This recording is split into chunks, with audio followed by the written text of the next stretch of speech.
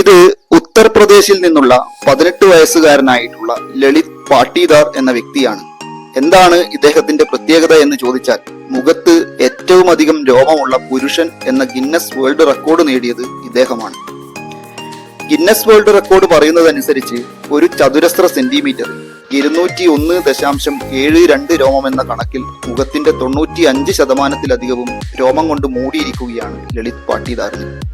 അടുത്തിടെ ഇറ്റലിയിലെ മിലാനിൽ നടന്ന ഒരു TV ഷോയിലാണ് ഗിന്നസ് റെക്കോർഡിന് വേണ്ടിയുള്ള പരിശോധനകൾ നടന്നത്.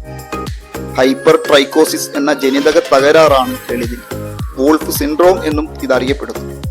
ലോകമെമ്പാടുമായി 50 കേസുകൾ മാത്രമേ ഇതുവരെ രേഖപ്പെടുത്തിയിട്ടുള്ളൂ എന്നാണ് കണക്ക്. ജന്മനാലും അല്ലെങ്കിൽ പിന്നീട് ജീവിതത്തിലും നമുക്ക് ഹൈപ്പർ ട്രൈക്കോസിസ് ഉണ്ടാവാം എന്നാണ് പറയപ്പെടുന്നത്. ജന്മനാലുണ്ടാകുന്ന ഹൈപ്പർ ട്രൈക്കോസിസിനെ കൺജനിറ്റൽ ഹൈപ്പർ ട്രൈക്കോസിസ് എന്നും ജീവിതത്തിൽ പിന്നീടുണ്ടാകുന്നത് അക്വയേർഡ് ഹൈപ്പർ ട്രൈക്കോസിസുമാണ് എന്നാണ് പറയപ്പെടുന്നത്.